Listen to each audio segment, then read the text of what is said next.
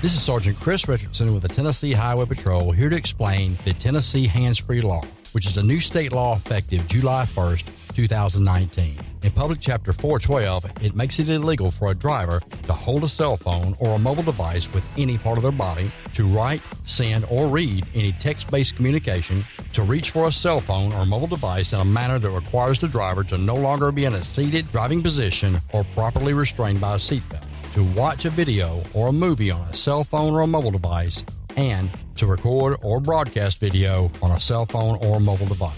So, can I still talk on my cell phone while driving? Yes. A driver is permitted to use an earpiece, headphone device, or a device worn on a wrist to conduct a voice-based communication. The driver may use one button on a cell phone or mobile device to initiate or terminate voice communication, and voice-based communication may also be used to send a text message. Learn more at handsfreetn.com.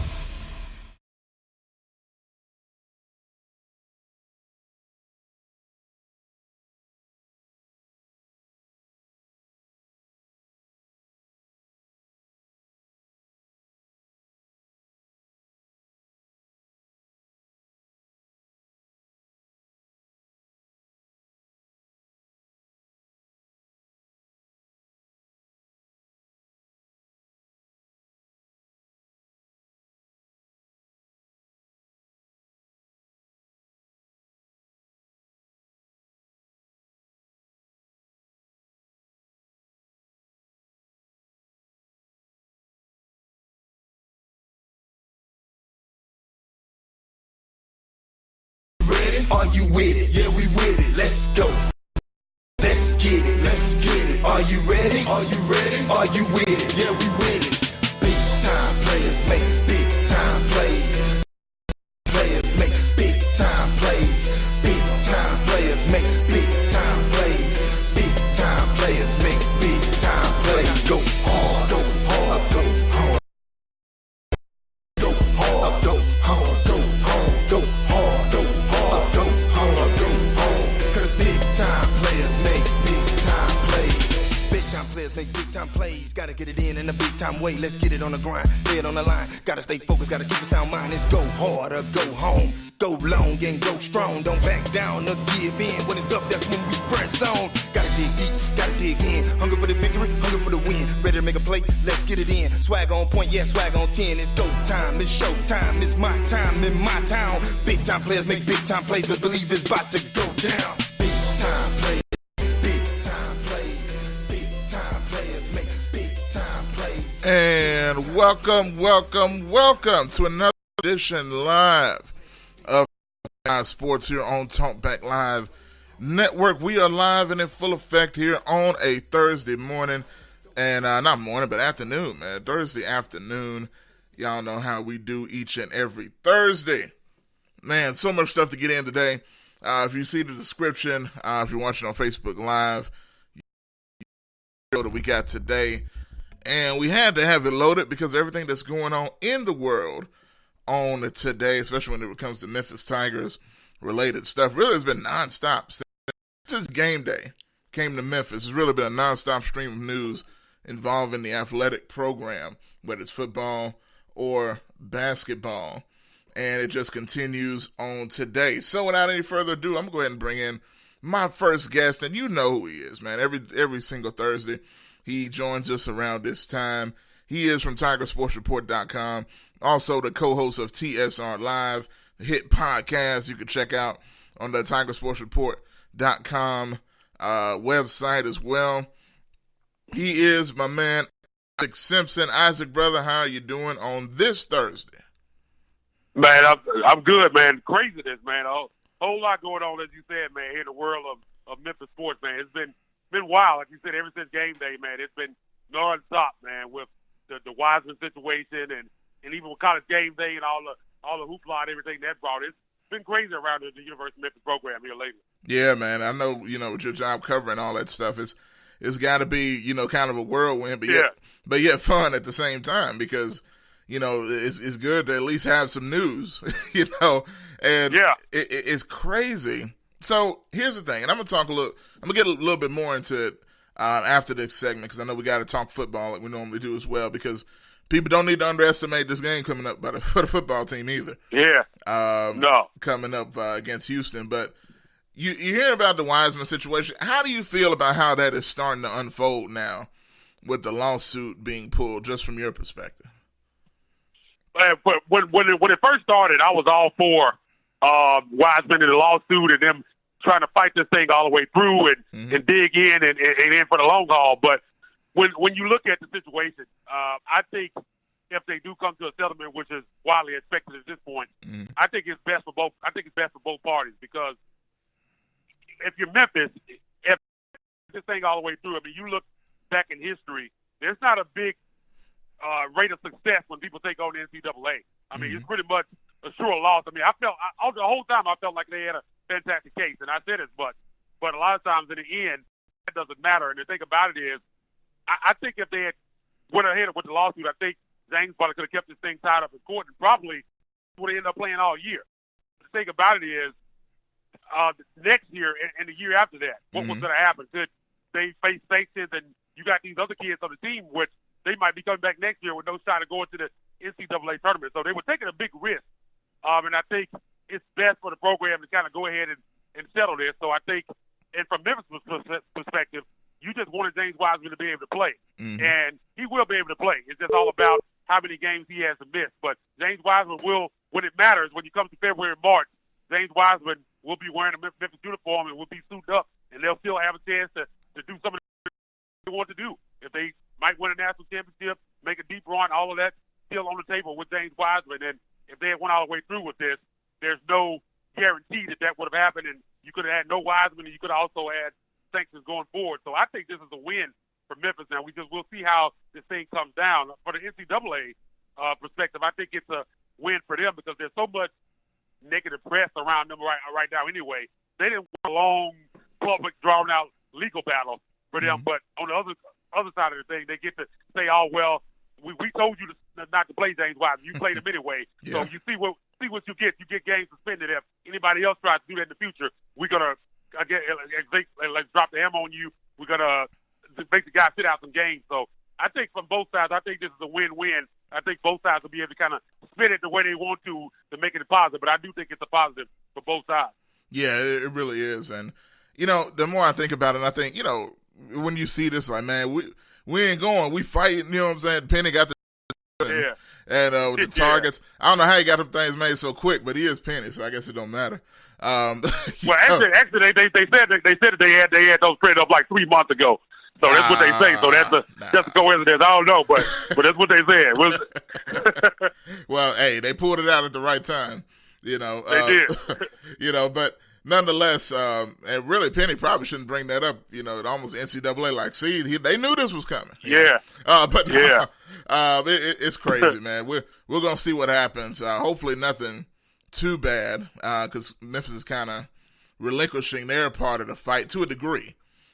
Just to kind of work on a settlement. So I guess we'll see as time goes on. I'm going to get into a little bit more a little later. My guy Dominic Lawson joining me later. But I got to ask you, Isaac, when it comes to football and Mike Norvell, how big was that bye week for the team? Because I felt like initially, after all that emotion that went into game day and then the game and all that stuff, I didn't even really realize it was a bye until I'm like, man, this is really perfect. You couldn't ask for anything better in this part of the season. I think you got to look at it two ways. I think a bye is always a positive. I mean, they had some guys banged up. Patrick Taylor looks like he will be back and be able to suit up for this game. I think that was good for him. And they had guys banged up coming out of the SMU game. So it was just kind of a chance to reset, like you said, so much emotion, a big game with game day and all that. It's just a chance to kind of hit the reset button. Some things and get a little rest for some guys, get some guys back. I think that's a positive. But also, I think you kind of look at that SMU game. I think Memphis was kind of playing its best game. And sometimes when you get it rolling, you kind of don't want to take a week off, especially when you kind of look at the situation where they got 3 games left and possibly an AAC championship game. They pretty much control their own destiny. If they win 4 games, they're going to be in the Cotton Bowl, and that's a lot. Back to the Tulsa game, and I'm sure we're about to talk about this in a second. This Houston game scares the heck out of me.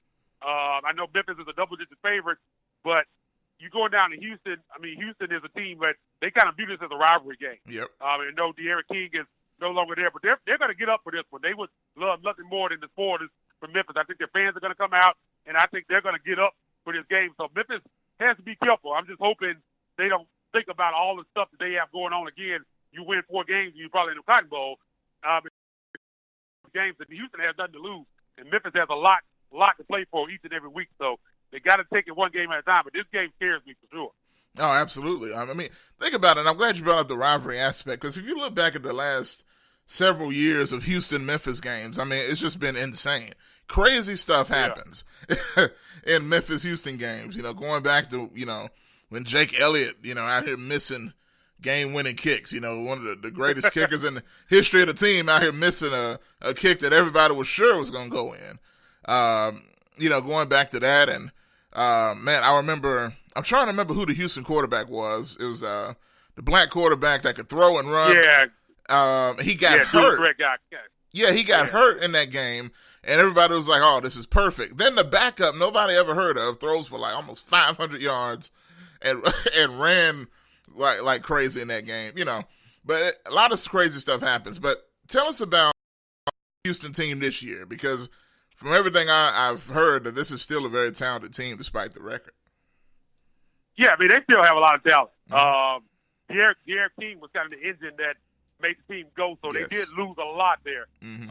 And they also lost wide receiver Keith Corbett, who's a senior and kind of a lead receiver group, but they still got talent. I mean, you got Marquez Stevenson is a really good wide receiver. Josh Jones is a good. I mean, not Josh Jones. Courtney Lilmark is a good receiver. Mm-hmm. So I mean, they still got a lot of talent on this roster. Quarterback Clayton Tune, he can throw it a little bit. So we seen him. We saw him in the game I think last year that he had to step in for De'Aaron King as well. So we've seen him play before. This team has. It's a veteran labeled team, laden team. They have a really solid offensive line. The problem with Houston is defense. They've always kind of had trouble stopping people from scoring. Memphis will be able to run the ball in this game, but you look at it and people's like, oh, there's no way they lose to Houston. I've kind of had some conversations with people, and I was like, you just look back to that Tulsa game. I know Tulsa is a lot better than their record, but I mean, we see crazier things than that have happened. Like I said, Memphis has a lot of pressure on them right now, and teams are going to come after them. You look at this game, and it's not going to be easy games at all. Yeah. And Memphis has got to be locked in and focused to go out there and win these games. Because these teams, again, they would love nothing more to kind of spoil this for Memphis. Absolutely. Again, we're talking with Isaac Simpson, SportsReport.com, which is a Rivals affiliate for Memphis, and co-host of TSR Live with him and Brian Moss and all those guys that do a great job covering Tigers athletics for Tiger Sports Report.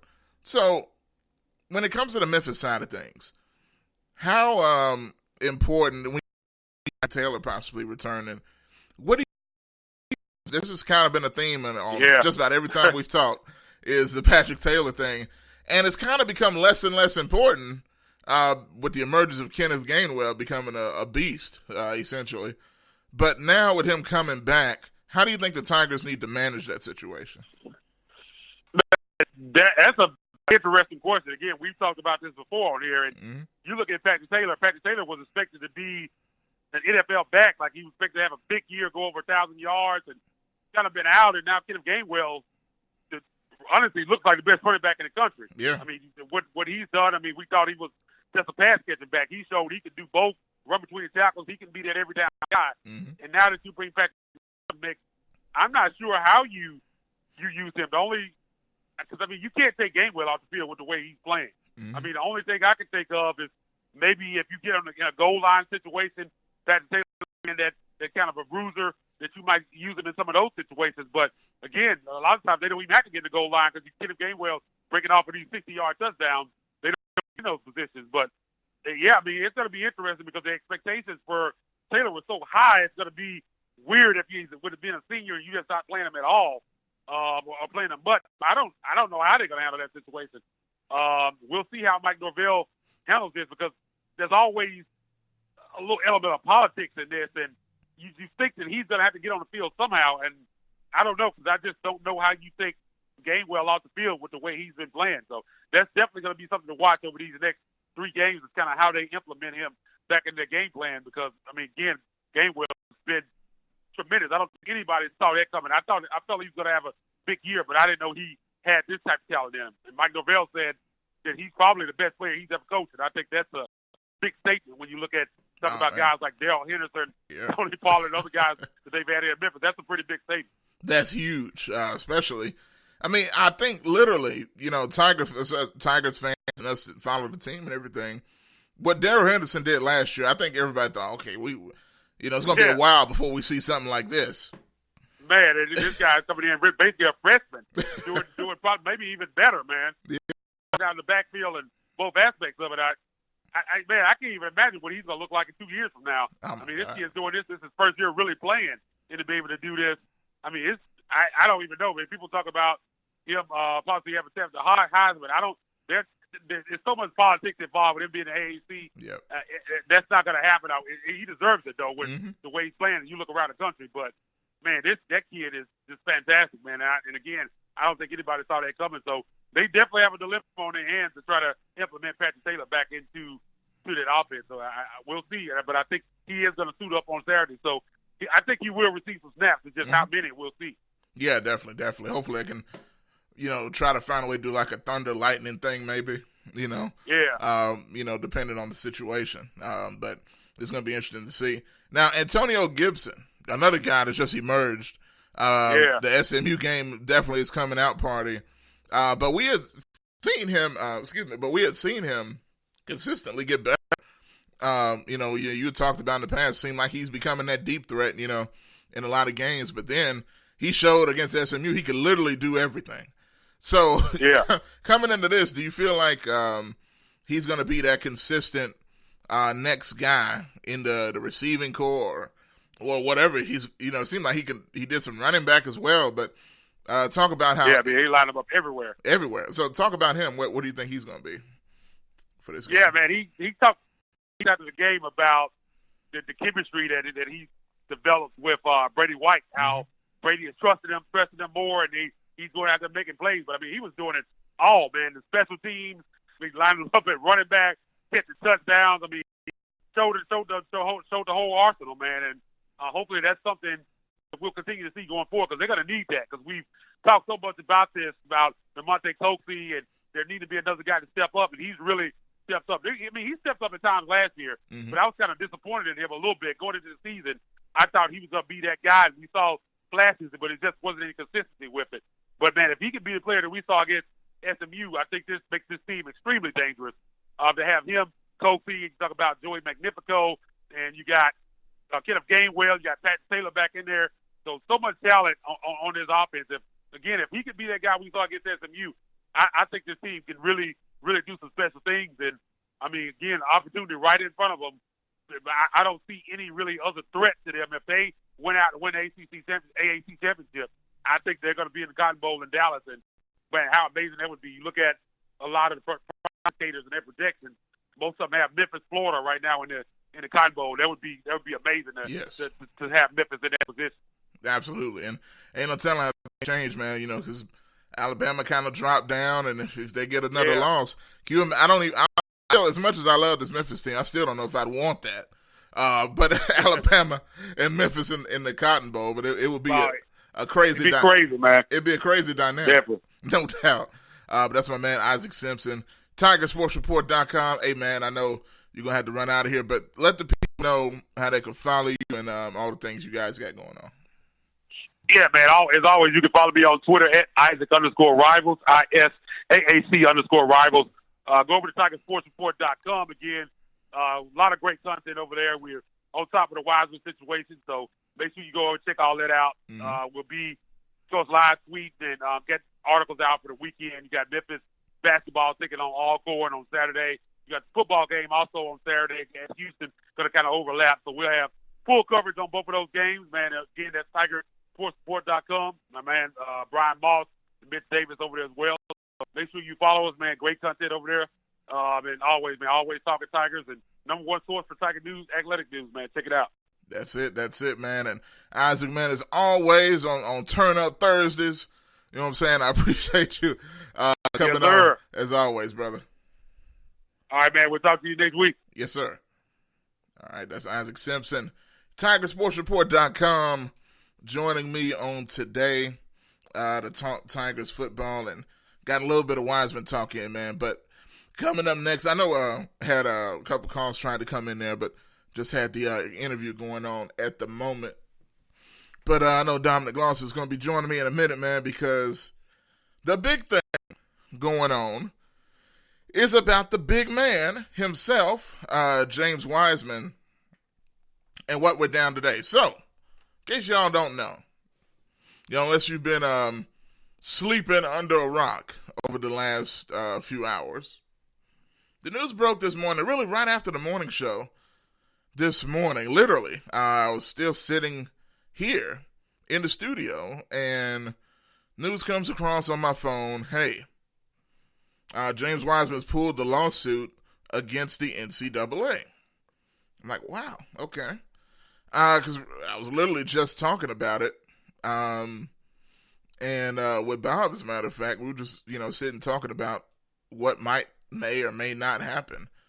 And then this kind of comes along. It's like, okay, well, there goes that. But it's going to be interesting to see what comes out of this. Because now you have a situation where the Tigers are going to be without their best player. As much as I love the rest of this team, not a knock on anybody else on this team, but I think we saw Wiseman's not only their best player, but their most important piece with the dimensions that he brings on the offensive and defensive ends of the floor. But, so let's just go to it. There's so much stuff I'm thinking about in my mind, but let's just flip over here to what I call the dub screen and kind of talk about it. So there you go. It's all centered around them. Wiseman, Penny Hardaway.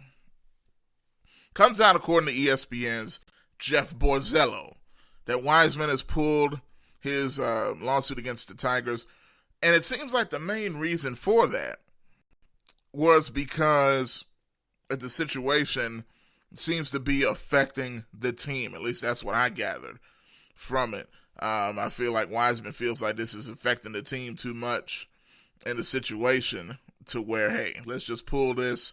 And honestly, I think it's, a little more. I feel like the university, Wiseman, Penny probably all sat and talked about it, his family, and said, hey, look, the best course of action, despite the fact we feel we're right and everything, and going gung-ho for the lawsuit, despite all that, we may need to slow our brakes down and get this thing out of the way as soon as possible. Hopefully in some type of way or fashion, that's what I'm curious to talk with Dominic with, is what exactly can be worked out between the two. Because according to all these different sources, everybody's saying this is a settlement of some sort is being attempted to be worked out. What would be an equitable settlement in this situation? You would imagine that involves Wiseman sitting some games. I've heard this afternoon that it even involves Penny sitting some games. So I'd assume Mike Miller would be the head coach? I don't know. So a lot of dynamics to kind of dissect here. And I'm curious, what do you guys think? How are you feeling about how this Wiseman situation is kind of playing out now? Because we were all ready. We were strapping down, getting ready for war, ready to pull the straps and get ready to go at it with the NCAA and change everything. But now it seems like we're at the point where we just need to end it and kind of move on. And to be honest with you, from my perspective now, and I didn't always feel this way. I know this is kind of happening back to back. I really feel like this may be the best thing for the Memphis Tigers and Penny Hardaway, and even more importantly, for James Wiseman, because this season is very important for him, for this team. This is going to be his only year in college, and his only year he's really going to be able to enjoy what we call the college experience. And you don't want to necessarily take that away by, doing all this fighting with the NCAA. Or should we? Should it matter? That's why I say I'm open for interpretation from you guys. If you want to call, well, I think we're going to get Dominic on in a minute, but if you want to comment down below and give me your thoughts.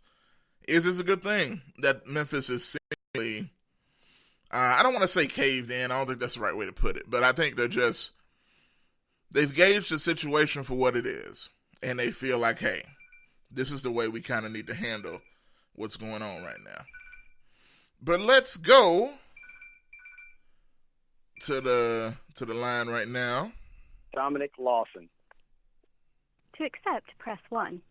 And we got the law himself, a.k.a. Dominic Lawson the third. Well, I just felt like saying the third. But Dominic Lawson, I always felt like every time I say that, like it needs to be a third or a second or something there. But it sounds pretty regal, so I understand. I appreciate that. Definitely, man. Dominic, but special edition, I guess you could say, of the Business of Sports segment here. Kind of impromptu, if you want to say, because, man, we talked so much about this the other day, and boom, here this is. So, first of all, I kind of went into it before you got on, but how do you feel about where we're at right now, and what does this mean going forward? I think where we at right now is that, obviously we know, everybody knows that James Wiseman has dropped his lawsuit. And I think, when you look at certain language in the statement released by the university, I believe a settlement is already done. Okay. Because, if I just read this statement just really quickly, Go ahead. it says, quote, in order to move the matter forward, the university has declared James ineligible for competition and will immediately apply for his reinstatement. Pending that notification, James will be withheld from competition, but will continue to practice with the team. That's an important thing as well. Will continue to practice with the team. It also says the NCAA is fully aware of the unique nature and challenges in this particular case, and the university is confident that the NCAA will render a fair and equitable decision consistent with its mission, the university concluded. And then I'm reading this from News Channel website, WREG.com. So just like we talked about 2 days ago, when we talked about recent interpretations, when James got that letter from the NCAA, recent interpretation of the bylaw, words and linguistics matter. It pays to be married to an English linguistics major in college, because that often gets me in trouble from time. But that's neither here nor there. The important thing is that there's key words in this language where unique nature and challenges, which means the NCAA knows that, and we talked about this a few days ago about how, there's a lot of things in the NCAA and the bylaws to where, for the most part, it's straightforward, but it's not airtight. Yeah. And I think this particular situation, when it comes to their bylaws, fell in between those cracks.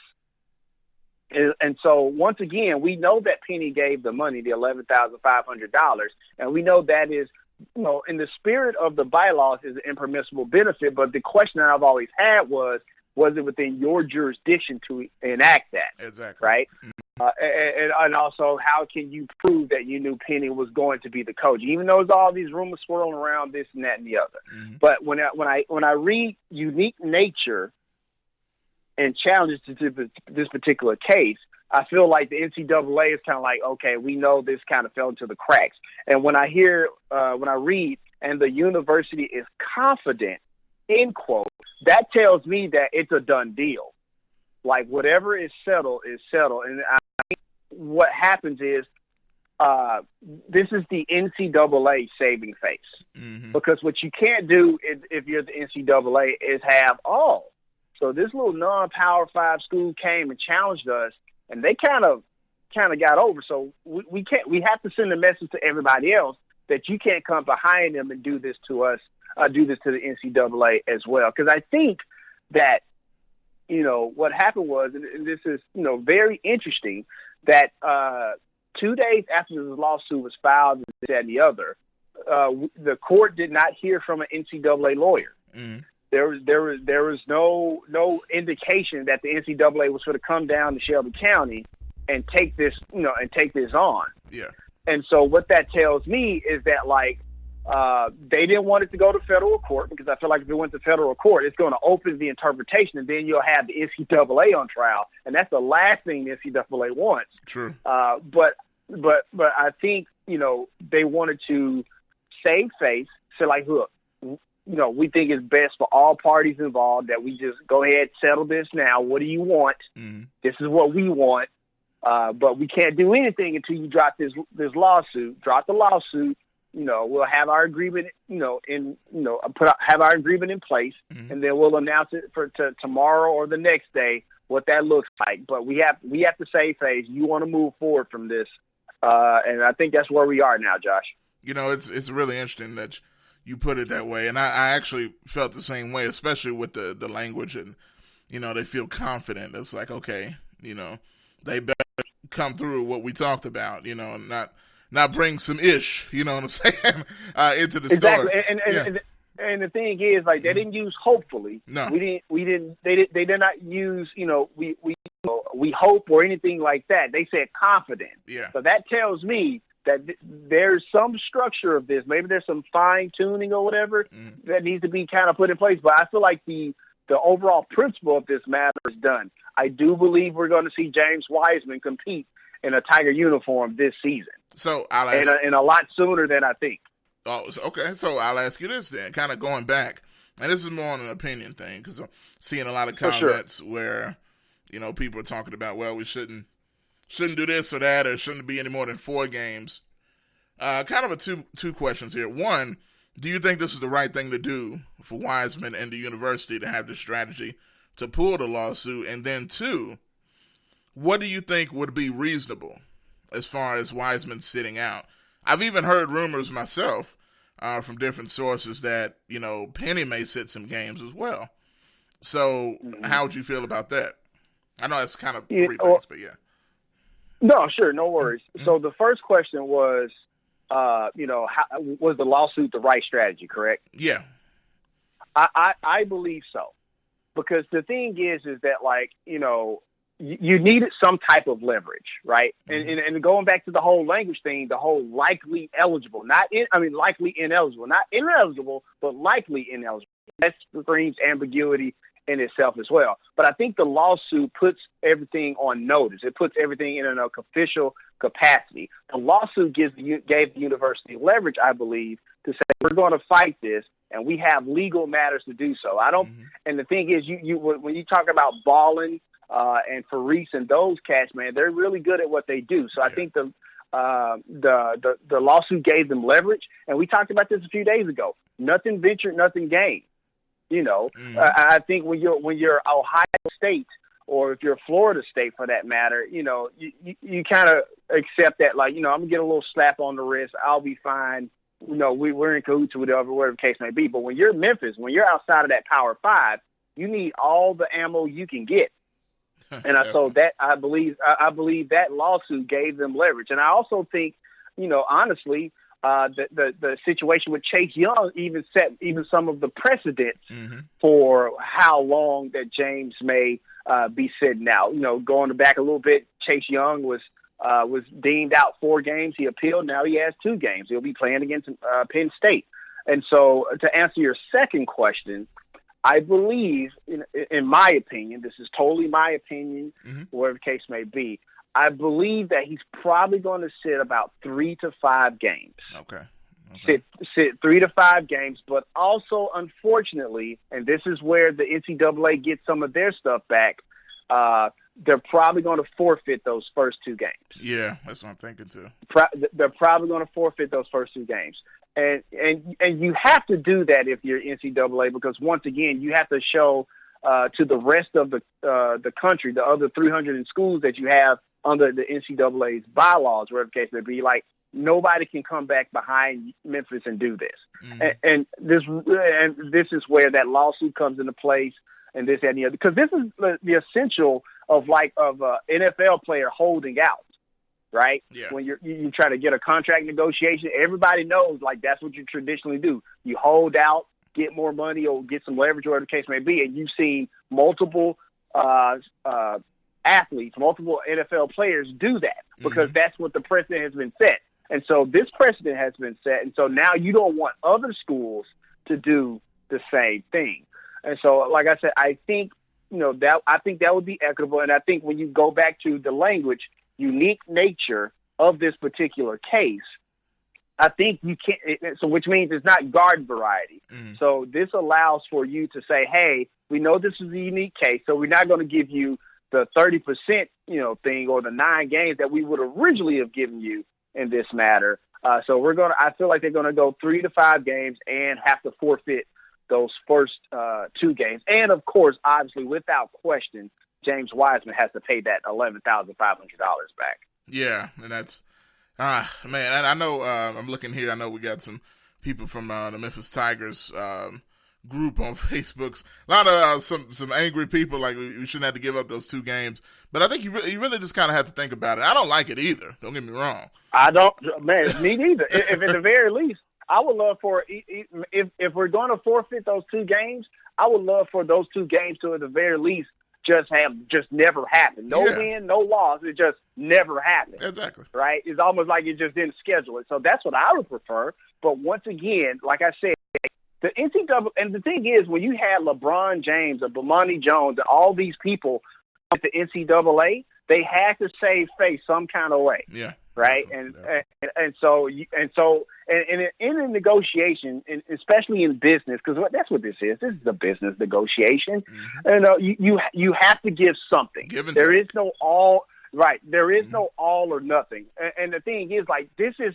I don't think people understand, the people that are mad. He should just play. No forfeiting of games. This is a massive win for the University of Memphis. It is. It really is. Because we're going to get to see him play, I believe. But also moving forward, and we talked about this 2 days ago, this tells Jalen Green, this tells any other high-level recruit that if Penny says we family, which means I got your back, which means he will literally go to court for you.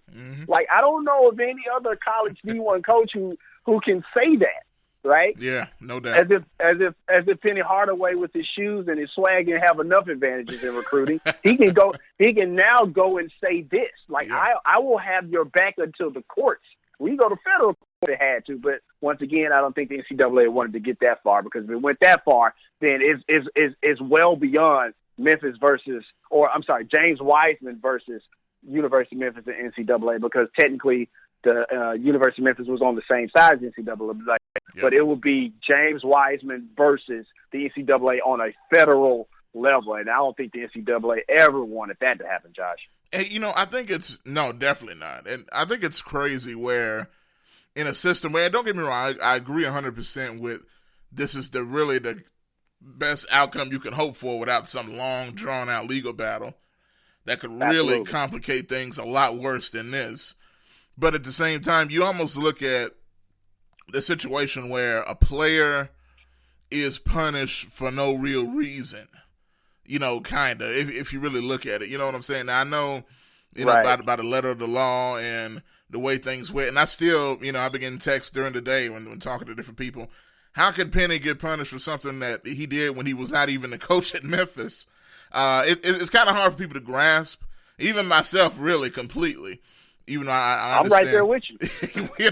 It's just a muckety muck. But I still feel like, hey, look, to be real, this is the best you could hope for without a nuclear disaster potential. If you let Wiseman play the entire year, fight it later, and then the whole year, no matter how great it may turn out, gets wiped out. I don't mind losing 2 games. Yeah. For sure. And the thing is like, look, it just, like, this whole case makes me love this city and the spirit of the city even more.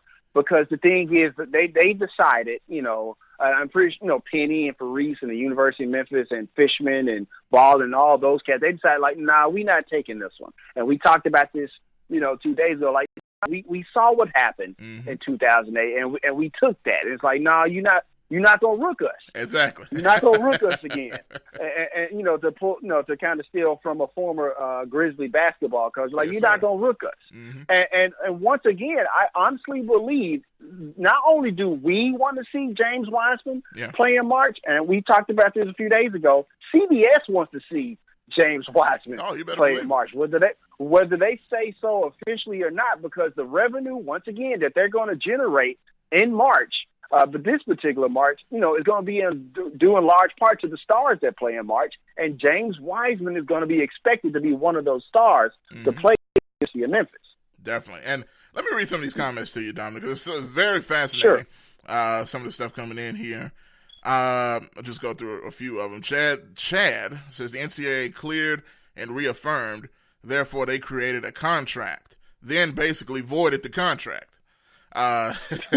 Which is a great point. That's what they do. That's just what they do. I mean, look, the NCAA is known for saying, after you've achieved the first down, you got 3 more yards to go, then you have a first down, 4th down. So, no, of course, the NCAA lives in fear and ambiguity.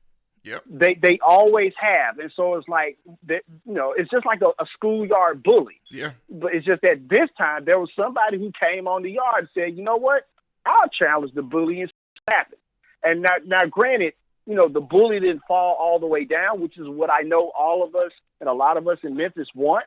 Mm-hmm. But that bully caught a nice 2-piece. Yeah, he did. And so staggered. Mm-hmm. And so that's the best you can hope for. Absolutely.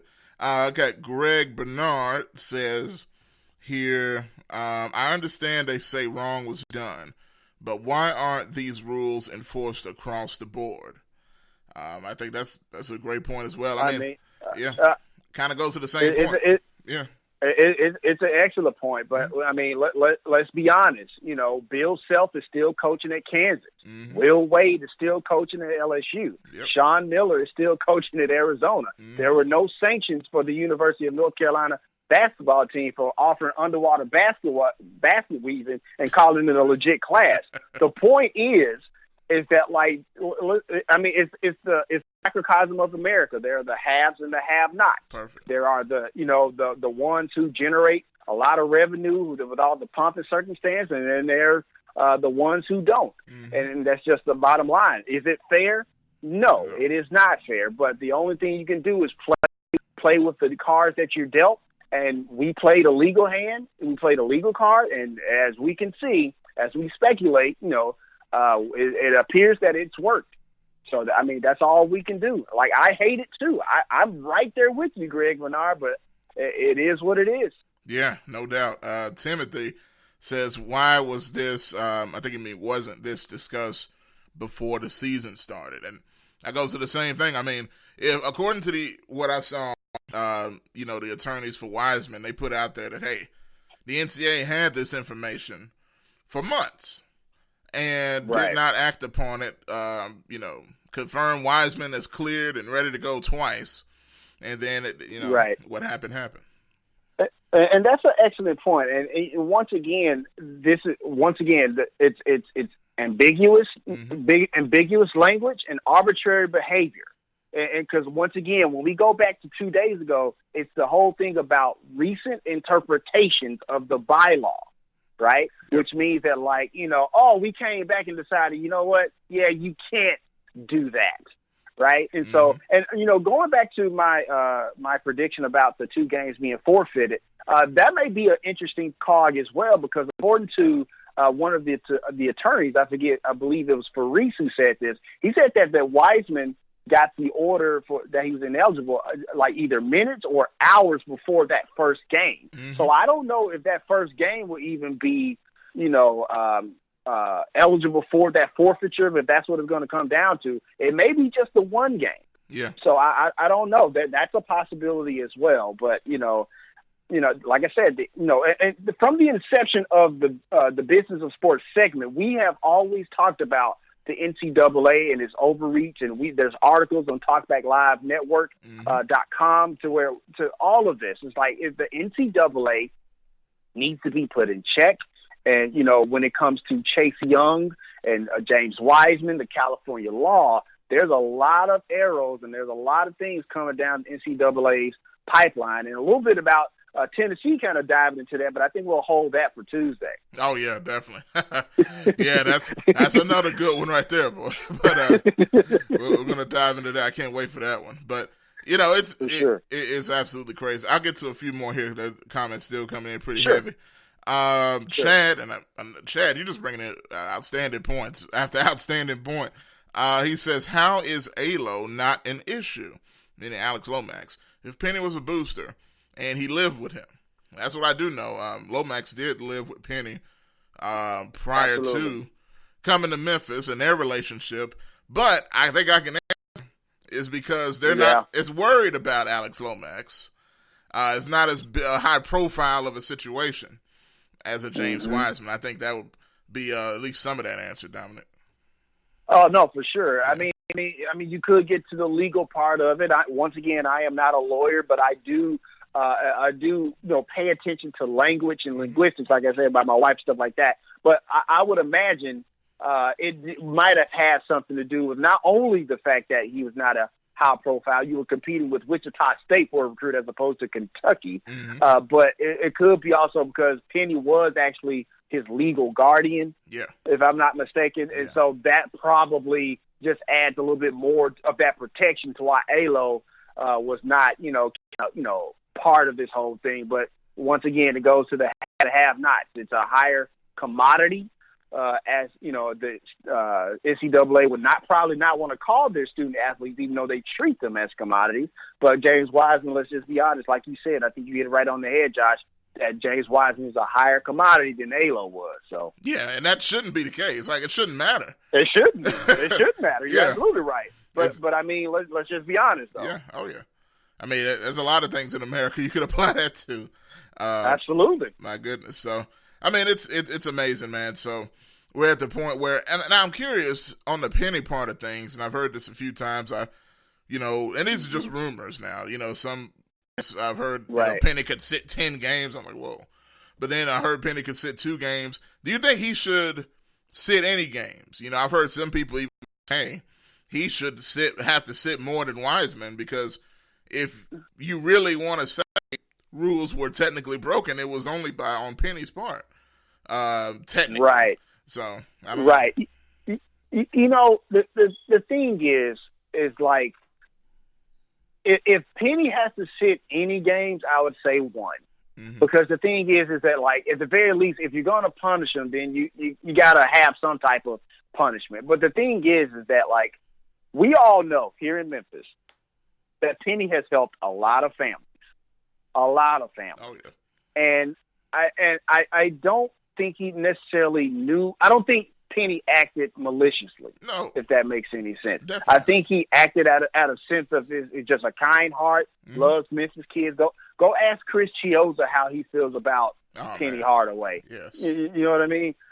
So it's one of those things where it's like, if he has to sit in games, I would say 1, but I personally don't think he should sit in games, because more importantly, not only from the standpoint it wasn't a malicious nature, it wasn't under it wasn't under the NCAA's jurisdiction. It should be a TSSAA situation. Even with all of this, like, even none of this should be an issue. But if it's going to be an issue, I guess, then I would say 1 game tops. Yeah, tops. I agree. Tops. Yeah, And honestly, if I was a fly on the wall, I bet I would be willing to hear in those negotiations with the NCAA and Penny Hardaway and stuff like that. I bet the University of Memphis wanted to make sure that James Wiseman would be back in time for that Tennessee game, because I bet you that was a sticking point. Oh yeah. For recruiting purposes, and the battle between Big Blue, the blue and gray and Big Orange country and all that stuff. So I bet that was a negotiation tip as well. But I'm thinking 3 to 5 games. Probably, he's probably going to miss out, because I think they have a nice stretch of home games from now until, I believe, that UAB game is an away game. But he's going to miss a little bit of that home cooking, I believe. But probably 3 to 5 games, and then forfeit those first 2. Definitely. Now, catch a couple more comments, just because I read them and they're so good. I just don't want to leave some of these out here. Sure. Frankie says, I agree that a resolution has been made. This was a little bit earlier. And it will probably be released to the public Friday afternoon or Monday. Mm-hmm. In the corporate world, which is the truth, before a major meeting takes place, there's always a meeting before the major meeting and another meeting after the major meeting. That's so true. That's so true. It don't matter if it's the corporate world or education. I Yes. swear, it's meetings and meetings. So Definitely. But Frankie brought up an interesting point, and I want to acknowledge her because she said this 2 days ago about that likely ineligible. And that's one of those key phrases, likely ineligible, unique nature and challenges and stuff like that, which is why, the NCAA is kind of, they're saving face, but they're taking, they're getting some of that fierce criticism. They're taking a step back and stuff like that. So kudos to Frankie. I just want to point that out for sure. Oh, yeah. She's always dropping some good dimes on here. Absolutely. Without a doubt. And also, let's see. Jet says, makes Jay Billis look like an arse. That's the quote there. But and also, right. Just to add on top of that, he said, but once it's over, I'd like to delve into the language used throughout this whole thing. The overall theme was, quote, you don't want the NCAA to come looking through your program. He says that's very interesting tone there. That's true. Yeah. That's true. This whole notion, and once again, it goes to the haves and the have-nots. You had this non-Power 5 school go to court and essentially, essentially kind of win and beat the NCAA. Yeah. And to some regard. Now, it's not a total victory that we want, but, you did have a victory. But to Jet's point, he's absolutely right. Now the radar's on you. Now you are about to get all the smoke, right? That whole target rectangle that you had on the University of Memphis Tigers shirt the other day, oh, that's real. Oh, yeah. So but at the very least, now Penny is going to have to run not saying that he was, not allegedly saying he's running like a shady program or anything like that. But if there was ever a time you was going to run a clean program, it's now. And if there's ever time you was, curious if the University of Memphis was going to run a clean program, it's now, because they're going to have to be squeaky clean, all I's dotted, all T's crossed, for sure. So he's absolutely right about that. Yeah, man, we're talking like Josh Pastner level squeaky. Absolutely. Absolutely. Even though Josh wasn't as squeaky as some thought as well. Right, it's coming to find out, right? True. But man, that's just about everything there.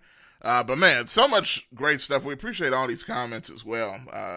Joining in the conversation. Absolutely. Let me throw one more. Just came in from Don. He says, realistically, if Penny is a booster, why are all the players not an issue? Just saying. I mean, you know what it is. He is the projected #1 overall pick in next year's NBA draft. Exactly. So, I mean, that's not a slight to Boogie Ellis, Leslie Quiones, and all of them amazing kids. But, I mean, you're talking about a hot commodity that, even when you throw them into the mix, and even DJ Jeffries, you had this non-Power 5 school come out of nowhere and snatch 2 kids from Kentucky, snatch another kid from Duke. And, and so anytime you're a disruptor, whether you're in business or college basketball, the establishment, whether it be the Blue Bloods, the NCAA, they're like that the dude with the hair off belly. Like, no, I don't like that. I don't like that at all. Yeah, so, like, exactly. you're gonna have this notion, like, when it comes to being a disruptor, and so that's just it is. You upset the establishment when you disrupt. It's just that simple. Absolutely. And last thing I'll ask you, Dominic, before we get out of here, is, and I put this out there a few days ago. How much, because I know we're kind of approaching the tail end of this situation, how much of this do you feel race played a factor? Meaning, not just the fact of James Wiseman being an African-American young man and Penny Hardaway, not just being black, but the culture of what he means to the culture, to use that expression. For sure. How much do you feel that played an aspect in? a guy like this, a black man as a coach in Memphis, taking these guys from motor school and having the nerve to be himself while doing so, could that have added more fuel to the fire of trying to disrupt said situation? You know, if I'm being honest, as far as like how much race played a role, I mean, you can make the argument. You can definitely make the argument. I don't know if it did or not, but you can make the argument. At the very least, the optics are definitely there. Yeah.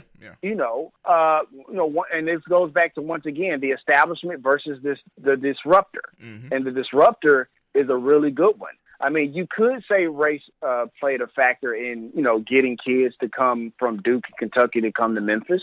Or you could say that, or you could put it that the fact that behind the Air Jordan shoe, that the foam posits, or foamposites, however you pronounce them, is the number 2 selling shoe of all time from Nike. Yeah. And a lot of kids love that shoe. Yes, sir.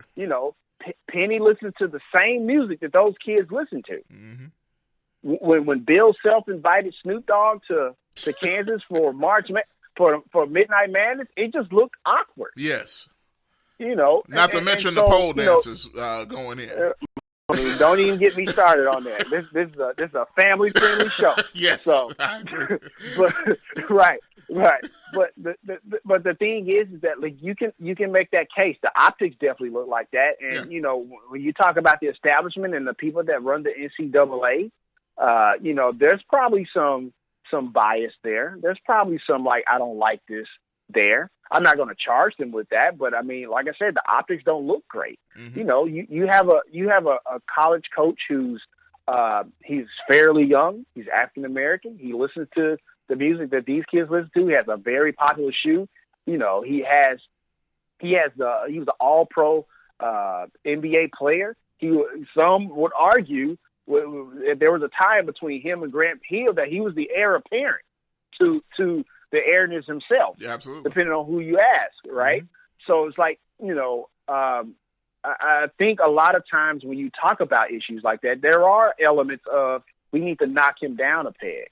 We need to remind him that we are the establishment. We are the blue NCAA, right? So there could be an option of that. I don't know. I'm not going to charge anybody with being racist with their, tendencies and this and the other. But the optics do not lie. The optics, just reinforces that feeling. And so I say, kudos to Penny. Yeah, absolutely. Because Penny is a smart guy. He knew what he was getting into, and he still didn't care. All Penny cared about is helping Memphis kids, helping that university, and ultimately helping this city. And if he just focuses on that, everybody else can kick rocks. Because, he's going to keep doing a fine job, and I commend him for it. I agree 1,000%, brother. And that's my man Dominic Lawson joining me on this impromptu edition of Talkback Live Sports Presents the Business of Sports segment, because this is very much business and sports to the highest degree when it comes to the NCAA. Dominic, man, I appreciate you, brother, on a Thursday.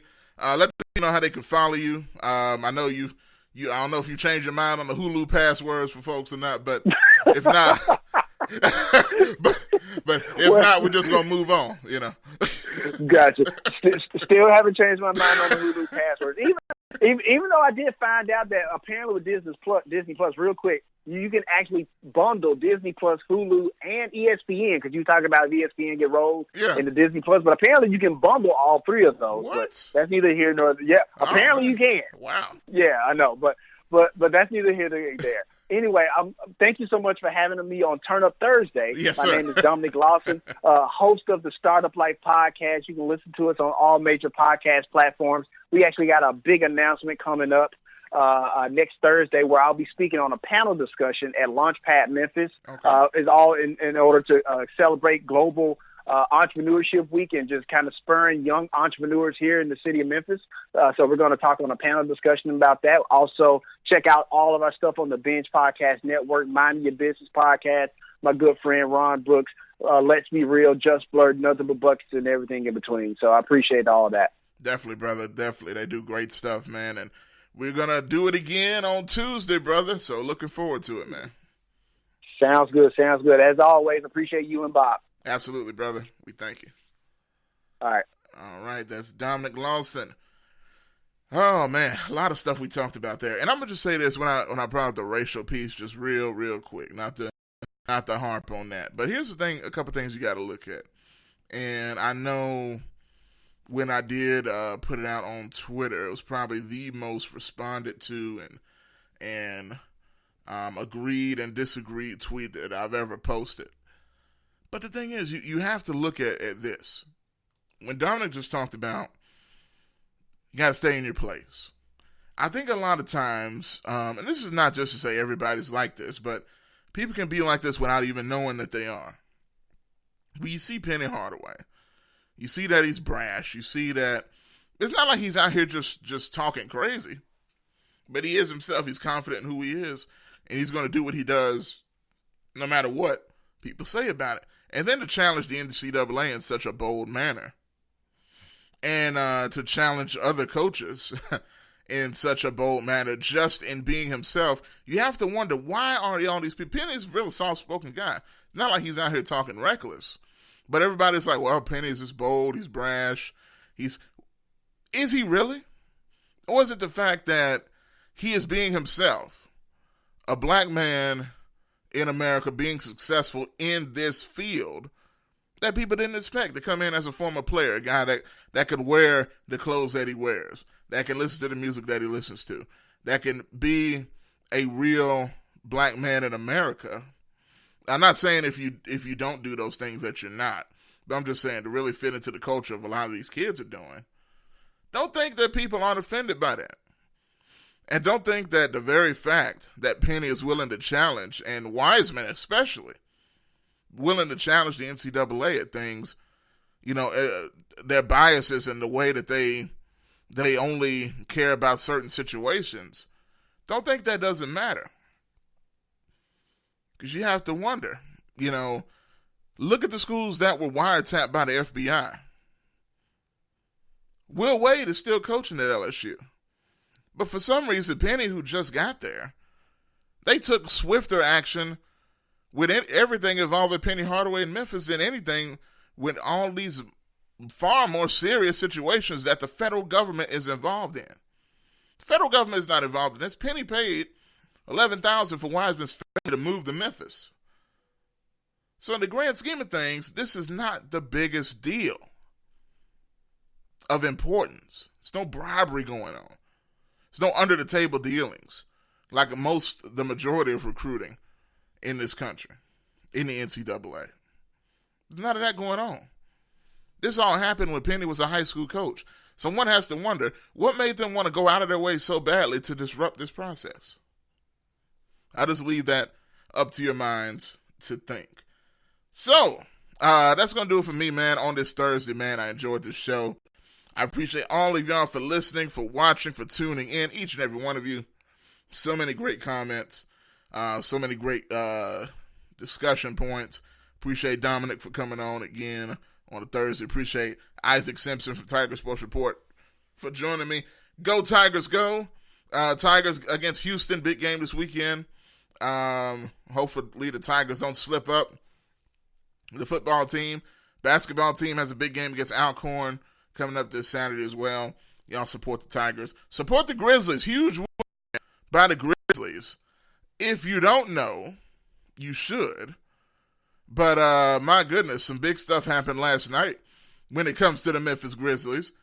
In case you didn't know, John Morant, 117, 5 seconds left, takes him off the dribble, makes a layup over 3 defenders with 0.7 of a second left. And he lets everybody know that's what I do. You see his, you probably may not see his father over there going crazy on the sideline because they were happen to be in his home, not too far from where he's born and raised. And he hit that game-winning shot. So shout out to the Grizzlies as well. Go Tigers, go.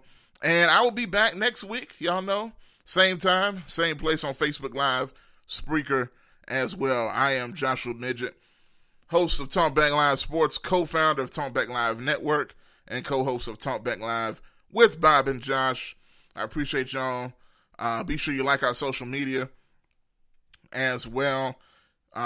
Twitter at Talkback Live. That's one word, at Talkback Live. Also, find out everything Talkback Live related on Spotify, Google Podcasts, and iHeartRadio. All you have to do is search Talkback Live. One word, just put those Talkback Live together into one word, Talkback Live, and you will find all of our programming there. So, without any further ado, I will talk to you guys next time.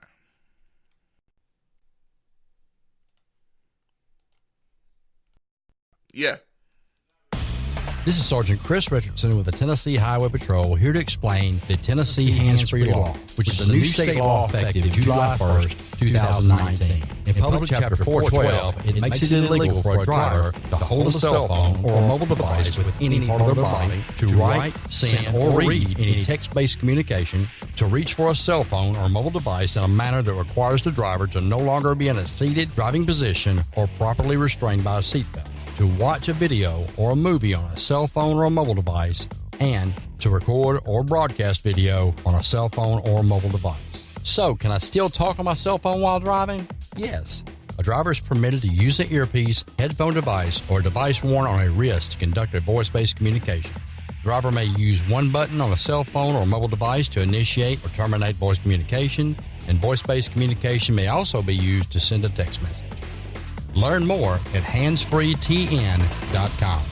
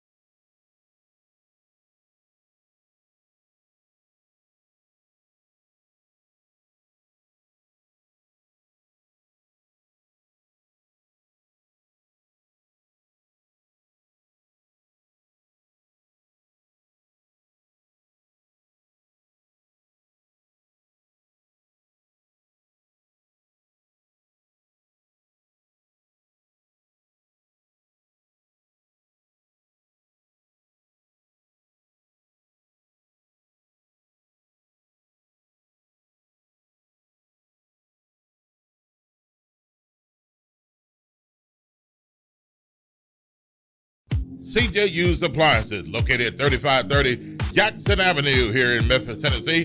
Call them at 901-487-7882. CJ Used Appliances have the best prices in town, sales and service, heating and air. Also the best appliances you'll find anywhere in the Mid-South. Refrigerators, microwave stoves, washers and dryers, deep freezers, dishwashers, whatever you need in used appliances. And folks, I'll tell you, they're the best used appliances anywhere you'll find. That's CJ Used Appliances, 3530 Jackson Avenue. All appliances come with warranty. You can call them at 901-487-7882. Again, 901-487-7882. CJ Used Appliances.